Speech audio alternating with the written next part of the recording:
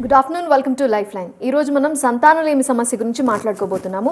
కారణాలు ఏంటి ఈ సమస్యకు, అలానే సొల్యూషన్ ఏంటి, ఎలాంటి అడ్వాన్స్డ్ ట్రీట్మెంట్స్ ఉన్నాయి, అలానే మీ డౌట్స్ కూడా ఆన్సర్ చెప్పడానికి 49 నుండి డాక్టర్స్ పూర్తిగా జాయిన్ అవుతున్నారు. స్క్రీన్ మీద కనిపిస్తున్న నెంబర్స్కి కాల్ చేసి డాక్టర్ గారితో మాట్లాడచ్చు.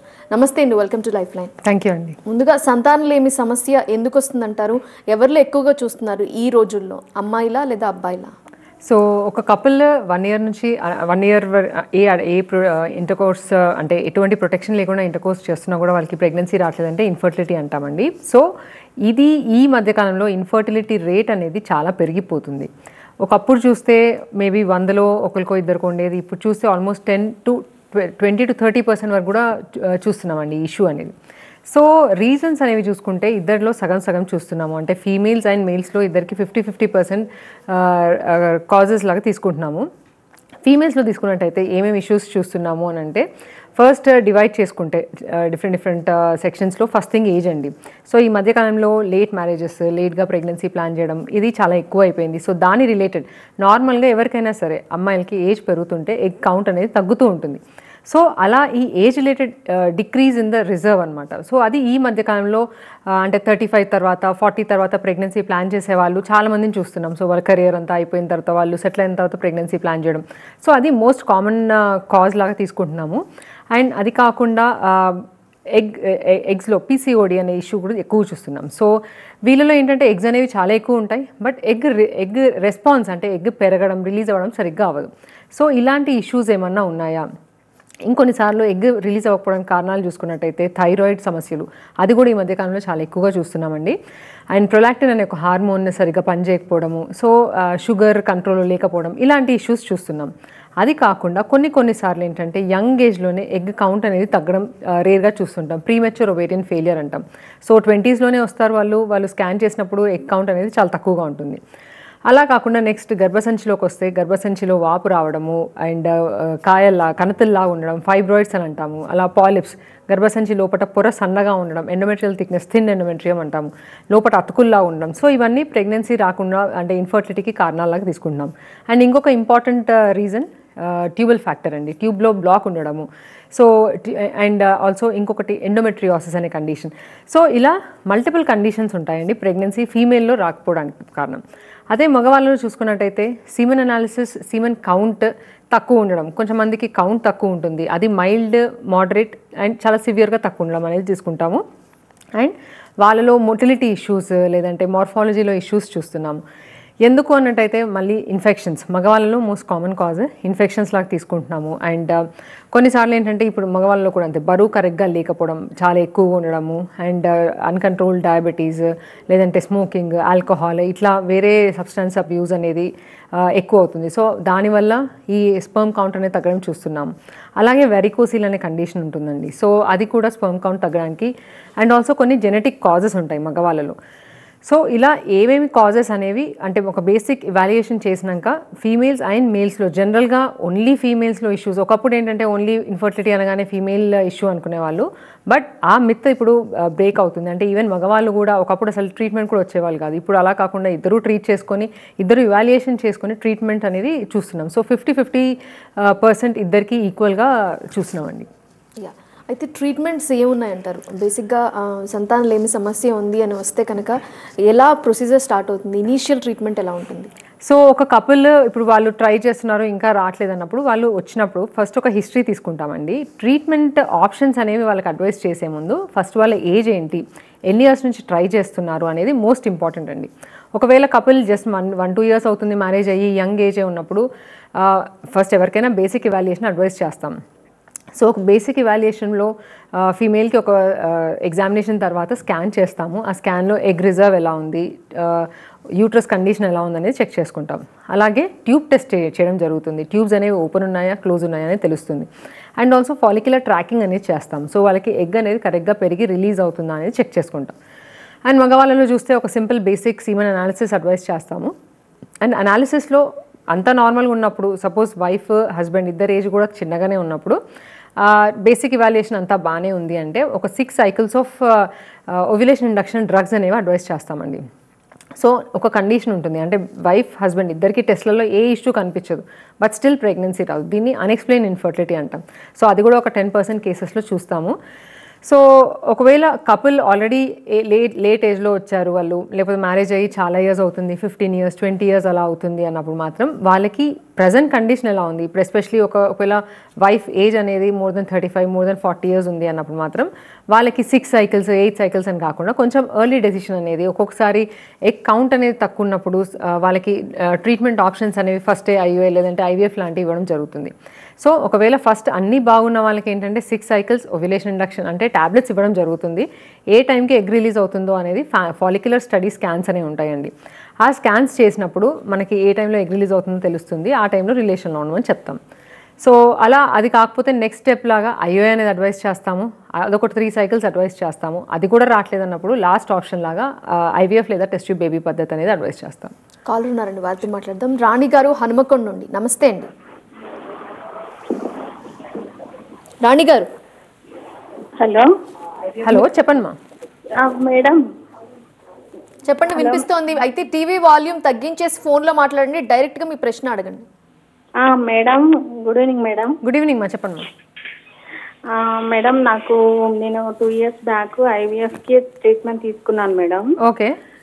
నాకు ఫస్ట్ నుండి పీసీఓడి ప్రాబ్లం ఉంది. ఓకే.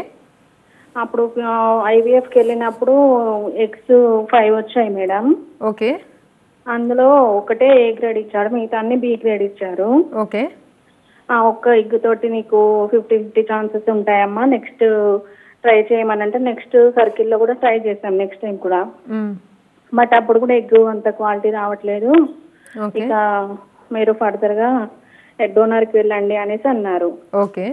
అని అంటే మేము ఇక మనీ అడ్జస్ట్ కాక స్టాప్ అయిపోయాం మేడం. ఓకే. తర్వాత ఇక 1 year తర్వాత నుండి ఆటోమేటిక్గా పీరియడ్ రెగ్యులర్ వచ్చేసింది. ఓకే. ఏ మెడిసిన్ వాడకున్నా కూడా పీరియడ్ రెగ్యులర్ వచ్చింది. ఎగ్జాక్ట్లీ 1 year తర్వాత ప్రెగ్నెన్సీ కన్సీవ్ అయింది మేడం. ఓకే. న్యాచురల్గానే కన్సీవ్ అయింది, కానీ బేబీ హార్ట్ బీట్ సరిగ్గా రాలేదనేసి 10 weeksలో తీసేసారు మేడం. బేబీ అంటే అబౌట్ ఎలాగా మెడిసిన్ ఇచ్చారు. ఓకే. అది ఎందుకు అయింది, మళ్ళీ ఒకవేళ ప్రెగ్నెన్సీకి ట్రై చేస్తే మళ్ళీ కన్సీవ్ అయ్యే ఛాన్సెస్ ఒకటి మా మీకు పీసీఓడి అని మీరే చెప్తున్నారు. సో పీసీఓడిలో ఏంటంటే ఎగ్స్ అనేవి చాలా ఎక్కువ ఉంటాయి, బట్ ఎగ్ క్వాలిటీ అనేది కొన్ని స్టడీస్లో ప్రూవ్ అయింది ఏంటంటే క్వాలిటీ అనేది కొంచెం మందిలో తక్కువగా ఉంటుంది. బట్ దట్ డజన్ మీన్ ఒక సైకిల్ 2 cycles చేయగానే మళ్ళీ రాదు ప్రెగ్నెన్సీ అనేది కాదండి. మీలాగనే న్యాచురల్గా కూడా రావచ్చు, బట్ ఒక సైకిల్ మిస్క్యారేజ్ అయింది అంటున్నారు. ఒకటేంటంటే ఇప్పుడు మిస్క్యారేజ్ అనేది మోస్ట్ కామన్లీ ఏదైనా జెనెటిక్ ఇష్యూస్ ఉన్నా కూడా అట్లా మిస్క్యారేజ్ అయ్యే ఛాన్స్ ఉంటుంది. సో అట్లా ఏమన్నా ఇష్యూస్ ఉన్నాయి అంటే నార్మల్గా 1 miscarriageకే పెద్ద డీటెయిల్ టెస్ట్లో అడ్వైస్ చేయము, బట్ స్టిల్ మీ ఏజ్ మీరు ఇప్పటిదాకా ట్రీట్మెంట్ ఆప్షన్స్ని బట్టి న్యాచురల్గా చూడొచ్చా లేదంటే మళ్ళీ ఐవీఎఫ్కి వెళ్ళాలా, అండ్ ఆల్రెడీ ఒకవేళ మళ్ళీ ఐవీఎఫ్కి వెళ్తే ప్రోటోకాల్ ఏంటి, అంతకుముందు తీసుకున్న మెడిసిన్స్ ఏంటి, ఇప్పుడు ఏ మెడిసిన్స్ ఇవ్వచ్చు అనేది చూసుకొని కొన్ని ఎక్స్ట్రా మెడిసిన్స్ ఏమన్నా మనం ఆ క్వాలిటీ ఇంప్రూవ్ చేయడానికి పెట్టి, అంటే ఐవీఎఫ్కి వెళ్ళే ముందే ప్రీ అడ్జువెంట్ ట్రీట్మెంట్ అంటాం. సో అలా కొన్ని టాబ్లెట్స్ కొన్ని ఇంజెక్షన్స్ అనేవి ముందు నుంచే ఇచ్చి దాని తర్వాత ప్రోటోకాల్ అనేది చేంజ్ చేసి డెఫినెట్గా ఐవీఎఫ్కి వెళ్ళొచ్చు. బికాస్ పీసీఓ అంటే ఒక్కొక్కసారి ఎగ్స్ అనేవి చాలా ఎక్కువ వచ్చే ఛాన్స్ ఉంటుంది, అండ్ దాన్ని బట్టి ఎంబ్రియోస్ కూడా ఎక్కువ వస్తే ఒకవేళ ఈ మిస్క్యారేజ్ ఇష్యూ ఉన్న వాళ్ళకి ఏంటంటే పీజీటీ అనే ఆప్షన్స్ కూడా ఉంటాయండి. సో ఒకసారి మీ మొత్తం ఫైల్ అంటే ముందు ట్రీట్మెంట్స్ అన్నీ ఒకసారి ఫైల్ తీసుకొని వచ్చినట్టయితే మేము ఒకసారి దాన్ని ఇవాల్యుయేట్ చేసి నెక్స్ట్ ఎలా ప్రొసీడ్ అవ్వాలనేది అడ్వైస్ చేస్తాం. ఐయుఐ ఆర్ ఐవీఎఫ్ ఏది ఎఫెక్టివ్ అంటే ఏం చెప్తారు, ఏ ప్రొసీజర్ ముందు చేస్తారు? సో ఐయుఐ అనేది ఒక బ్రిడ్జ్ ప్రొసీజర్ అండి, అంటే చిన్న ట్రీట్మెంట్స్కి పెద్ద ట్రీట్మెంట్స్కి మధ్యలో ఒక బ్రిడ్జ్ లాగా. ఐయుఐలో ప్రెగ్నెన్సీ వస్తే న్యాచురల్గా వచ్చినట్టే అండి, దానిలో పెద్ద ట్రీట్మెంట్ ఆప్షన్స్ అంటే పెద్ద ట్రీట్మెంట్స్ అనేవి అవ్వదు. అదే ఐవీఎఫ్ ఏంటంటే ఎగ్స్ స్పర్మ్స్ అనేవి బయటికి తీసుకొని బయటనే వాటిని కలిపి ఎంబ్రియోని ట్రాన్స్ఫర్ చేయడం జరుగుతుంది. ఐయుఐలో ఏంటంటే ఎగ్ పెరగడానికి టాబ్లెట్స్ ఇస్తాము, అండ్ ఆ ఎగ్ పెరిగిన తర్వాత ఇప్పుడు టాబ్లెట్స్తో ఎగ్ పెరిగిందంటే ఓకే, లేదు అంటే ఇంజెక్షన్స్ కూడా యాడ్ చేస్తాం. సో వాళ్ళకి మనకు ఐయుఐలో ఏంటంటే అట్లీస్ట్ మినిమం క్రైటీరియా కొన్ని తీసుకుంటామండి. ఒకటి ఏంటంటే అట్లీస్ట్ 1 tube అన్న ఓపెన్ ఉండాలి, అండ్ ఎగ్స్ అనేవి normal border line or at least నార్మల్గానే ఉండాలి. మరి ఏజ్ చాలా ఎక్కువ అయిపోయి ఎగ్స్ చాలా తగ్గిన వాళ్ళకి జనరల్గా ఐయుఐ అడ్వైస్ చేయము, వాళ్ళకి డైరెక్ట్ ఐవీఎఫ్ అడ్వైస్ చేస్తాం. And also mild male factor issue ఉండాలి. ఇప్పుడు sperm quality less than 5 million లేదంటే చాలా తక్కువ ఉందనే వాళ్ళకి ఐయుఐ చేయడం కుదరదు. సో ఈ క్రైటీరియా అనేది సెట్ అయ్యి అంత అడ్వాన్స్డ్ ఏజ్ కాదు అనే వాళ్ళకి ఐయుఐ అనేది అడ్వైస్ చేస్తాము. అండ్ దీనిలో ఏంటంటే 1 or 2x పెరగడానికి మాత్రమే మనం టాబ్లెట్స్ ఇవ్వడం జరుగుతుంది. సో వన్స్ ఈ ఎగ్స్ అనేవి 1 or 2 ఎగ్ పెరిగింది ట్రిగర్ ఇచ్చిన తర్వాత 36 to 40 అవర్స్కి ఎగ్ రిలీజ్ అయిందా లేదా అనేది కన్ఫర్మ్ చేసుకొని ఐయుఐ ప్రొసీజర్ ఎలా ఉంటుందంటే వన్స్ ఎగ్ రిలీజ్ అయిన తర్వాత హస్బెండ్ శాంపిల్ ఇస్తే ఆ శాంపిల్ని వాష్ చేసి ఓన్లీ ఆ బెస్ట్ మొటైల్ మంచిగా కదిలే కణాలని మాత్రమే సెపరేట్ చేసి దాన్ని ఒక చిన్న సిరింజ్ ద్వారా యూట్రస్ లోపలికి ట్రాన్స్ఫర్ చేయడం జరుగుతుందండి. సో దీని తర్వాత ఏంటంటే వచ్చే ప్రెగ్నెన్సీ అంతా న్యాచురల్గా వచ్చినట్టు. మనం we don't know the quality of the egg. దీనిలో మనకి ఎగ్ ఎలా ఉంది, ఎగ్ రిలీజ్ అయిందని తెలుస్తుంది తప్ప ఎగ్ క్వాలిటీ ఎలా ఉంది, ఎగ్ స్పర్మ్ కలుస్తుందా లేదా అనేది మనకి ఈ చిన్న ట్రీట్మెంట్స్లో తెలియదండి. సో దీనిలో సక్సెస్ రేటు ఒక సైకిల్లో 10 to 15% అని చెప్తాము.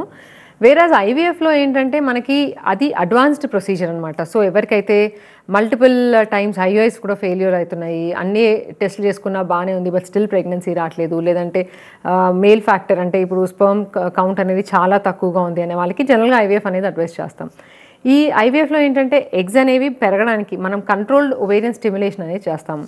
ఐయుఐలో ఒక ఎగ్ పెరగడానికి 2 eggs పెరగడానికి ఇస్తాము. వేరేస్ ఐవీఎఫ్లో ఏంటంటే అమ్మాయికి ఎన్ని ఎగ్స్ ఉన్నాయో అన్ని ఎగ్స్ కంట్రోల్డ్గా అంటే మరీ ఎక్కువగా కాకుండా తనకేం హామ్ అవ్వకుండా మరీ ఇష్యూ అవ్వకుండా కంట్రోల్గా కొన్ని ఎక్కువ ఎగ్స్ వచ్చేలాగా ఇంజెక్షన్స్ ఇవ్వడం జరుగుతుంది. సో వన్స్ ఈ ఇంజెక్షన్స్ అన్ని డైలీ ఇంజెక్షన్స్ ఉంటాయి అన్నమాట దీనిలో. అండ్ ఇంజెక్షన్స్ అన్ని అంటే ఈ ఇంజెక్షన్స్ ఎఫెక్ట్కి ఒక 10 days 12 days ఇంజెక్షన్స్ ఇచ్చిన తర్వాత ఎగ్స్ అనేవి ప్రాపర్ సైజ్కి వచ్చాయి అన్నప్పుడు దానికి ట్రిగ్గర్ ఇవ్వడం జరుగుతుంది. అండ్ ఐయుఐలో ఏంటంటే ఎగ్ రిలీజ్ అయిన తర్వాత ప్రొసీజర్ చేస్తాం. వేరే ఐవీఎఫ్లో ఏంటంటే ఎగ్ రిలీజ్ అవ్వకముందే మనం ఆ ఎగ్స్ అన్ని బయటికి తీస్తాం. సో బయటికి తీయడం అనేది ఒక చిన్న ప్రొసీజర్ ఉంటుంది, ఓమ్ పికప్ అనేది. అది చిన్న అనెస్థీషియాలో మనము పైనుంచి స్కార్స్ ఏమి ఉండవు, స్కాన్ చూసుకొని స్కాన్లోంచి ప్రతి ఎగ్ని పంక్చర్ చేసి ఆ ఫ్లూయిడ్ అనేది ఆస్పిరేట్ చేస్తాం. ఫ్లూయిడ్ బయటికి తీసినాక దాని లోపల ఎగ్ ఉంటుంది. ఆ ఎగ్ అనేది ఫస్ట్ ఆఫ్ ఆల్ మనకి క్వాలిటీ ఎలా ఉందో తెలుస్తుంది. సో ఇందాక పేషెంట్ చెప్పినట్టు తనకి పీసీఓ ఉంది అంటే 20 కన్నా ఎక్కువ ఎగ్స్ ఉంటాయి, బట్ పికప్ చేసినప్పుడు 5 eggs వచ్చాయని చెప్పింది. సో ఆ ఎగ్ ఎలా ఉంది, ఫస్ట్ ఆఫ్ ఆల్ అన్నీ వచ్చాయా, లోపల ఏమైనా ఎంటీస్ ఉన్నాయా, అండ్ ఎగ్ క్వాలిటీ ఎలా ఉందనేది మనకి పెద్ద ట్రీట్మెంట్లో కనిపిస్తుంది. సో ప్రతి ఎగ్లోకి డైరెక్ట్గా స్పర్మ్ అనేది ఇంజెక్ట్ చేయడం జరుగుతుంది. అండ్ 5 days ల్యాబ్లో పెట్టిన తర్వాత బ్లాస్టోసిస్ట్ అనేది ఫామ్ అవుతుంది. సో మనము ఎన్ని ఇంజెక్ట్ చేసాము, ఎన్ని ఎంబ్రియోస్ ఫామ్ అయ్యే దాన్ని బట్టి ఆ ఎంబ్రియోస్ ఒకవేళ తక్కువ ఎగ్స్ వచ్చిన వాళ్ళకి సేమ్ మంత్లో కూడా ట్రాన్స్ఫర్ చేయొచ్చు, లేదంటే ఫ్రీజ్ చేసుకొని నెక్స్ట్ మంత్లో చేస్తాం.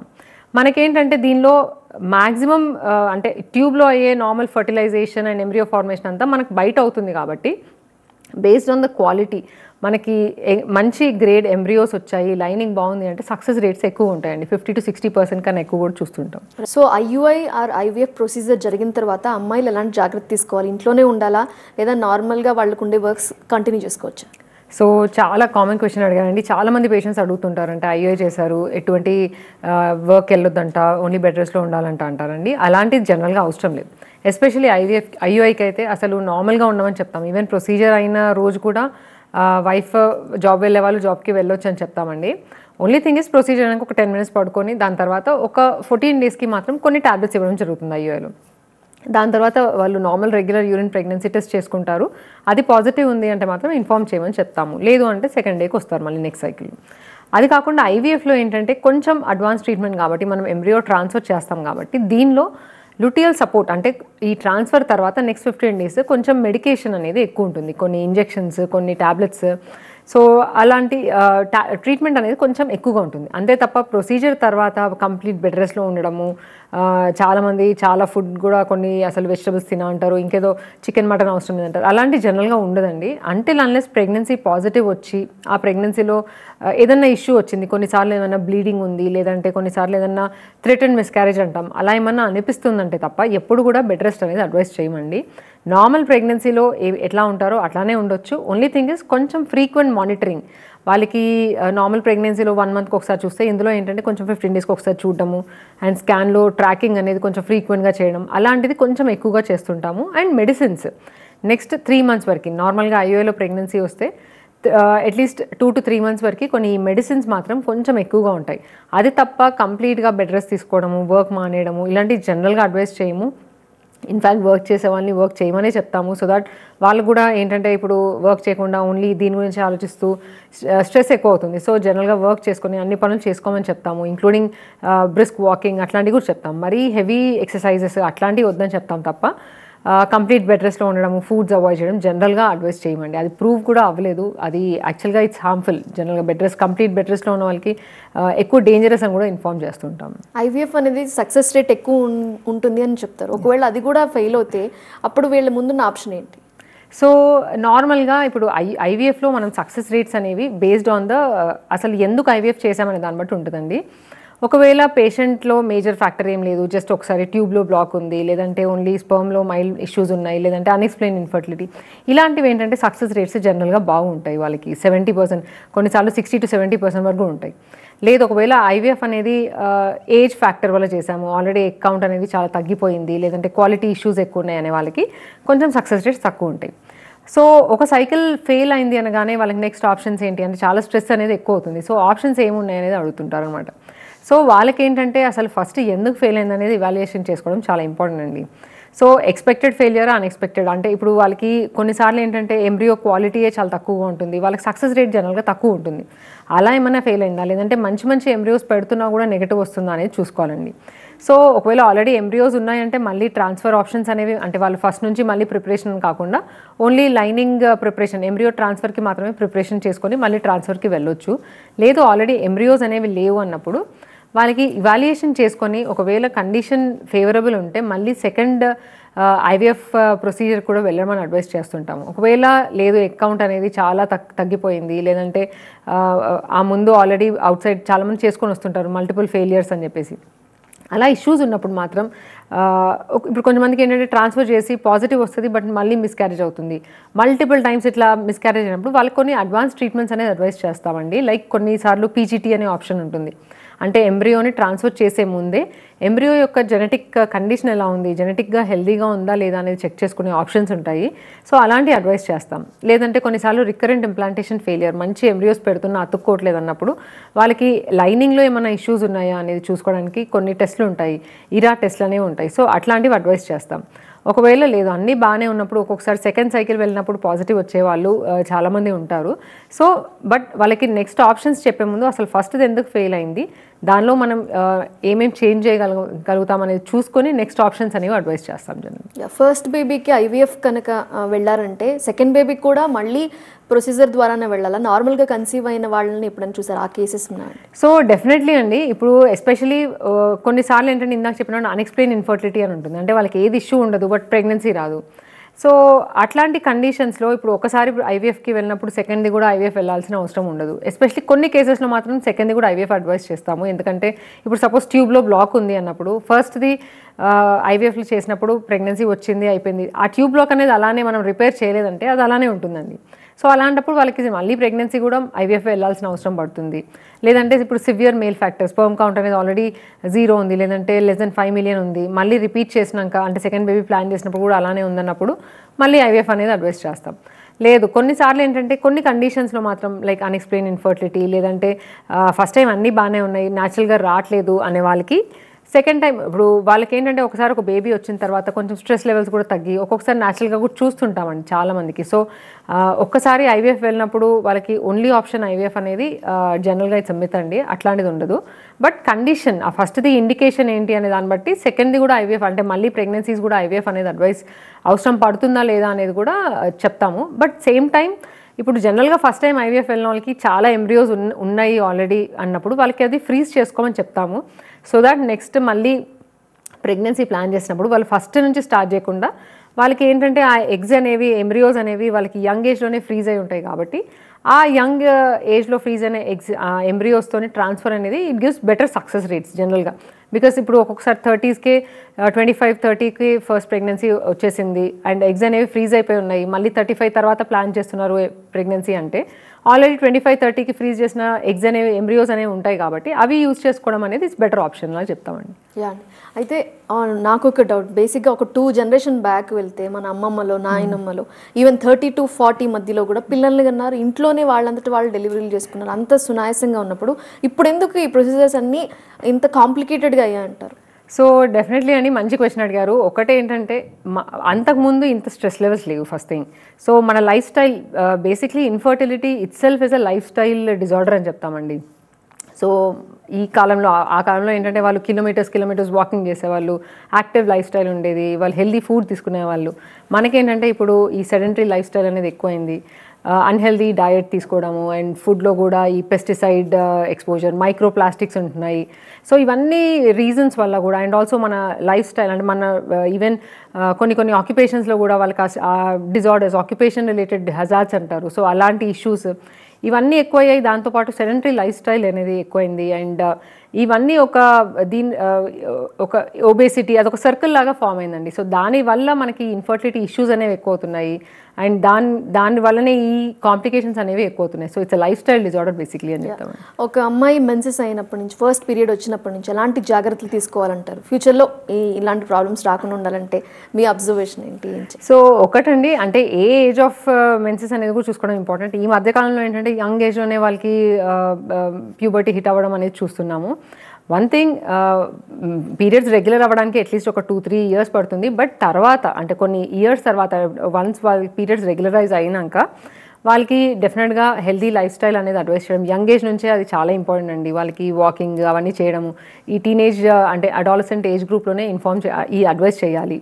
Eating healthy and doing regular exercise అనేది అడ్వైస్ చేస్తాము. ఒకవేళ సైకిల్స్ అనేవి ఇర్రెగ్యులర్ ఉన్నాయంటే దానికి కాజ్ ఏంటి అనేది చూసుకోవడం కూడా చాలా ఇంపార్టెంట్ అండి. సైకిల్స్ రెగ్యులర్ చేసుకోవడం అనేది ఇంపార్టెంట్. ఒకవేళ ఇర్రెగ్యులర్ ఉంది అనే వాళ్ళకి అంటే ఈవెన్ పెద్ద మనిషి అయినప్పటి నుంచి ఇర్రెగ్యులర్ సైకిల్స్ అని చాలామంది వస్తుంటారు. తర్వాత వాళ్ళు లేట్ డయాగ్నోసిస్ ఆఫ్ పీసీఓడి అనేది చూస్తుంటాము.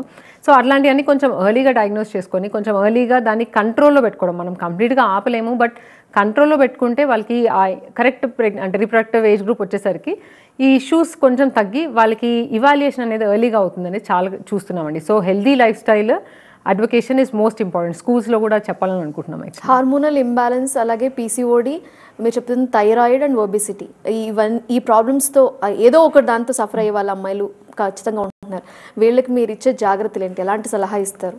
సో డెఫినెట్లీ అండి, one thing, first of all thyroid చూసుకుందాము. అది చాలా కామన్గా ఈ మధ్య చూస్తున్నామండి. అండ్ పేషెంట్స్కి టెస్ట్ చేసినాక ఈ మెడిసిన్ తీసుకోవాలమ్మా అన్నప్పుడు పేషెంట్స్ ఏంటంటే ఒకసారి థైరాయిడ్ టాబ్లెట్ స్టార్ట్ చేస్తే లైఫ్ లాంగ్ వేసుకోవాలంటే మేడం వేసుకోమని అంటున్నారు. అలాంటిది ఉండదండి.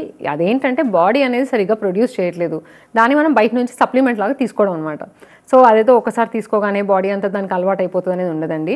కరెక్ట్గా first of all early diagnosis, ప్రాపర్గా రెగ్యులర్ టెస్టింగ్ చేసుకుంటూ ఉండాలి. అండ్ ఎర్లీ డయాగ్నోసిస్, అండ్ ఒకవేళ ఏమైనా ఇష్యూ కనిపిస్తే దానికి ట్రీట్మెంట్ ఆప్షన్స్ అనేవి మోస్ట్ ఇంపార్టెంట్. అండ్ పీసీఓ కూడా అదే చెప్తామండి, వాళ్ళకి కరెక్ట్ బిఎంఐ అంటే వెయిట్ అనేది కరెక్ట్గా ఉండాలి. మరీ తక్కువ వెయిట్ ఉన్నా, ఓవర్ వెయిట్ ఉన్నా వాళ్ళకి ఎక్సర్సైజ్ అని చెప్తుంటాము, జంక్ ఫుడ్ అవాయిడ్ చేయమని చెప్తుంటాము, ఒక 5% ఆఫ్ వెయిట్ లాస్ అని చెప్తుంటాం. సో ఈ లైఫ్ స్టైల్ చేంజెస్తోని ఈ ఇష్యూస్ అనేవి మేజర్గా కంట్రోల్లో పెట్టుకోవచ్చండి. థైరాయిడ్, పీసీఓడి, ఇవన్నీ ఒబేసిటీ, ఇవన్నీ issues basically life style modification is most important అనమాట. రైట్ అండి, thank you so much for joining today స్ఫూర్తి గారు. 49లో ఎలాంటి అడ్వాన్స్డ్ ట్రీట్మెంట్స్ ఉన్నాయి సంతానలేమి సమస్యకి, అలాగే ఆడవాళ్ళు వచ్చిన ప్రాబ్లమ్స్, తర్వాత పీరియడ్ ప్రాబ్లమ్స్, వీటన్నిటికీ సొల్యూషన్ అంటే ఎలాంటి జాగ్రత్తలు పాటించాలి మాకు తెలియజేసినారు. థ్యాంక్ యూ అండి. Thank you. సో ఇదే వాల్టీ లైఫ్ లైన్ అప్డేట్స్ కొనసాగుతాయి. చూస్తూనే ఉండండి TV9.